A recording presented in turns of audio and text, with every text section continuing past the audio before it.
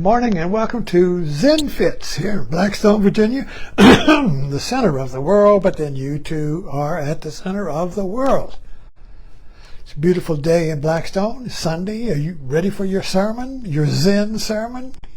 Here on Zen Fits, got my holy shawl on, so I'm ready to go. Pumped up and ready to go. Let's talk about rain. Rain, R-A-I-N. Let it rain.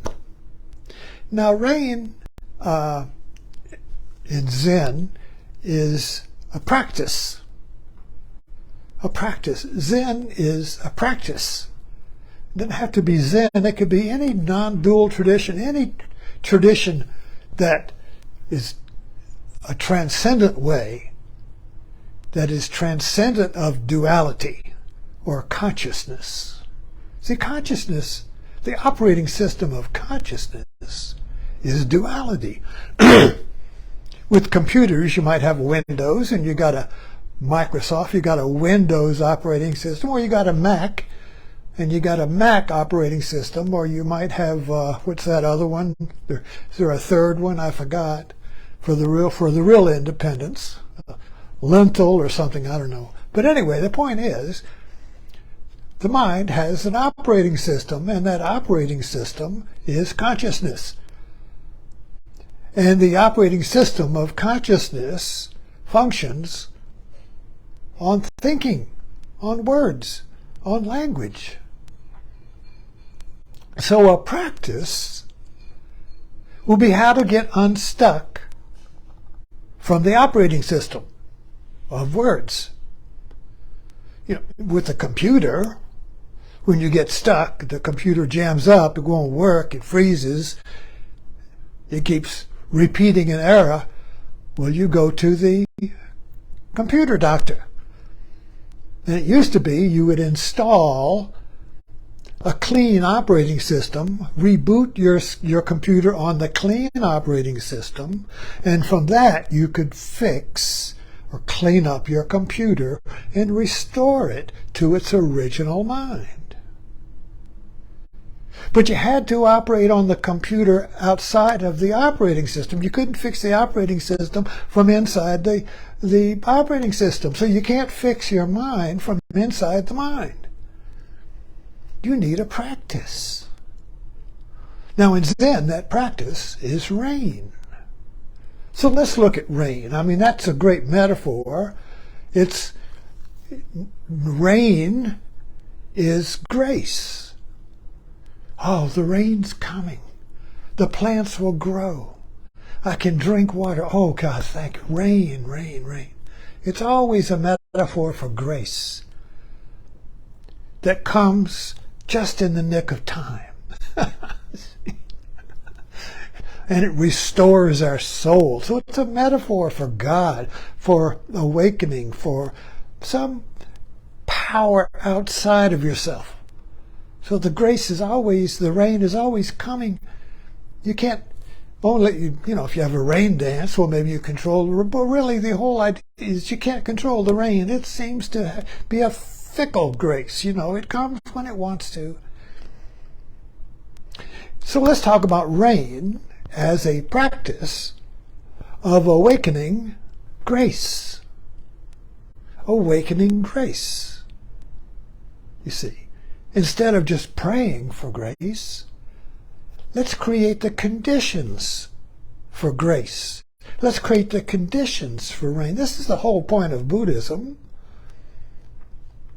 When Buddha said there is suffering and there is freedom and there is cessation from suffering, whoa, you mean there is actually cessation from the suffering of discontent, the suffering of everything being dissatisfactory, the suffering of anxiety, fear, doubt, jealousy, rage, anger, suffering, all. Is there really a cessation of that? That can't be true.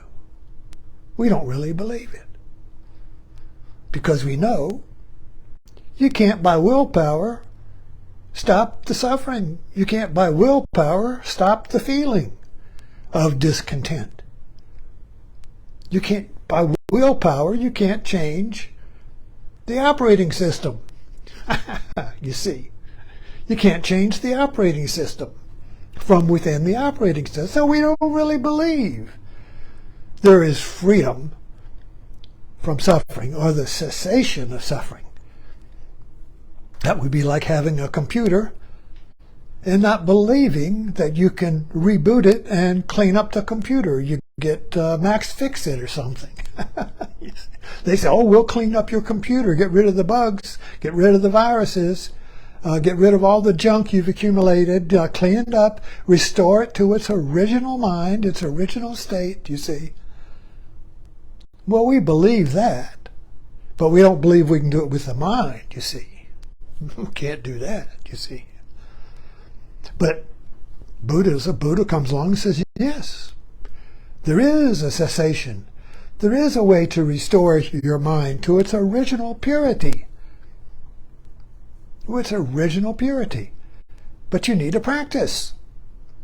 And that's where, with the Four Noble Truths, the Eightfold Path is a way to create the conditions for the cessation of suffering to happen.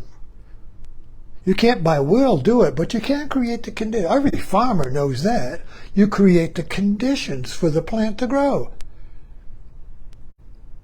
You can't make the plant grow, but you can create the conditions where it grows in its original form, not all wilted and bent and crooked and deformed and all that, you see. You want the plant to grow in its potential, so we want the mind to grow in its potential, you see, not be full of bugs, viruses, and accumulated knowledge, the weight of we save everything on the computer. I'm jumping back and forth, but you get the idea here. So, so the practice of rain is R-A-I-N. So first of all, you have to have the intention to find out what suffering is. Our suffering is so complete. Our suffering is so absolute. Our consciousness of duality, our operating system, is so complete, you see, that we don't even notice the suffering. We believe our discontent is normal. We believe our dissatisfaction with everything, myself or the world, is normal. We don't even question it. So we have to come to the point where I realize, I see, I know that my suffering is not normal. So that is a shift right there. So what do I want to do now? I want to practice R. There's 4, R-A-I-N. I'm going to practice R. So practice R means recognize. I'm going to recognize in my mind when my mind has a little thorn in it. I'm going to recognize, I'm going to notice now. I'm not going to be conscious of it, because if I'm conscious of it, I'm going to give it a name. I'm going to give it a word, like irritation. Oh, I'm irritated. So when I am irritated, once you say I am irritated, you're not practicing rain. So R is very subtle. Recognizing means like recognizing. Suppose you're looking at your computer right now, and a mouse runs across the corner of the room. And you just kind of like notice it in the periphery. You just notice a bare movement. And you may turn and look. You say, oh, it's a mouse. But before you looked at it and said, oh, it's a mouse, and you gave it a name, there was just a movement, you see. Suppose right now you felt a drop of water on your arm as you're listening to me. For a moment, you wouldn't know what it is. For a moment, you wouldn't know. You would notice it, but you wouldn't know what it is. Then you would say, oh, there's a leak. It's a drop of water from the roof. Oh, shit, I've got a leak. Now you've named it. Now you're going to go fix it, you see. But there is suffering because, oh, shit, I got a leak now. Oh, God, what's next? Life is just one damn thing after another. Got all the bills paid, and now I got a leak. You see. But before that leak, in its story of why me, there was just the raw sensation of something on your arm. That is the rain, the R. You recognize a movement in the mind. You recognize, but you want to know what it is. Because once the first, on the OS, on the operating system of our mind, the first responder is words. As soon as you have a sensation, you may not know what it is right away, but immediately the first responder comes rushing in and bandages that with the labels. Oh, now it's a leak. Or it's a mouse. Oh, shit, I got mice. You see? But there was a moment when it was just a movement in your mind, you see. So that's where you want to go. Now you're going to be curious. Before first responder rushes in and labels it with the known and its story of why me, I just got all my bills paid, or who's that idiot, or whatever the story is, you see. Before that story is applied, there should be a curiosity, an R, a recognize. So what happens after recognize is I, or A. Right. So now you allow the movement to be there. You don't react with the first responder. You put the first responder on pause. First responder is going to come in and name it. Put it in your story. Put it in your story of why me. The victim. I'm the victim of the leak. I'm the victim of the mouse. I'm the victim of the... So the first responder wants to come rushing in and make you the victim. Hold that space open a little bit. Hold that open a little bit. R-A. Allow. Allow. Now I comes in. Inquire. What is this feeling? What is this feeling? You see? And now, as you become curious about the movement of the mind before it gets labeled by the first responder, the N comes in. No identification. Don't identify with it. R-A-I-N. Recognize, allow, inquire, be curious, and don't identify with it. Once that first responder comes in and labels it and gives it a name, you have identified with it. Now you say, I have a problem. I have anxiety. I have irritation.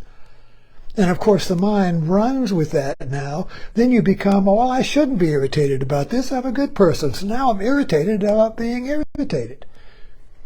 And then I'm irritated about being irritated about being irritated. And then I'm irritated about being irritated about being irritated about being irritated. Wow, wow, wow, wow, wow. I'm having a panic attack. I need a martini. And it all started with a drop of water on the wrist, you see. Now you've got your roof is leaking and you haven't got enough money and yada, yada, yada. And the mind exaggerates and blows the whole thing up, you see. But it was just a drop of water on the wrist. Rain. It was a drop of rain. So to practice rain, you must practice with the mind becoming extraordinarily sensitive. It's a practice of being sensitive, not to what's going on out there, but what's going on in here, in the mind. So you can notice the movement of the mind before the first responder comes in and labels it. and makes it part of your story of suffering. The story of sorrow. The story of being a victim, you see. So you got to catch it right there. Right there. Be sensitive. And once you begin to recognize the pure movement of the mind before it gets labeled, now you have a practice. And now you can say, come on, world, come on, problems. I want to practice with that. Now your practice is primary instead of being just another victim, you see. Now you want to practice with the raindrops hitting your mind. What is this? Somebody says something to you. Somebody, insults you on Facebook and you react. What is that? Rain. Recognize, oh, there it is. There's an insult trying to come into my mind, you see. And now my first responder's coming in and saying, I don't get any respect. Now you're Rodney Dangerfield. You see, catch it first, you see. Oh, there, what is that little drop on my mind? Is it poison or is it grace? So when we react to the drops on the mind, the movements of the mind, from the first responder, it's poison. But if we don't react, if we practice rain, it doesn't mean stop reacting. It means notice your reaction. The noticing of your reaction is the rain. There's no effort in the rain. The rain is noticing, bare noticing, bare awareness, not the first responder that labels everything and puts it in your story, makes it knowledge, makes it information. That just fills up your computer with junk. You want to get that computer back to its original state. You want to get your mind back to its original purity. It takes practice. It takes rain. Thanks for dropping in.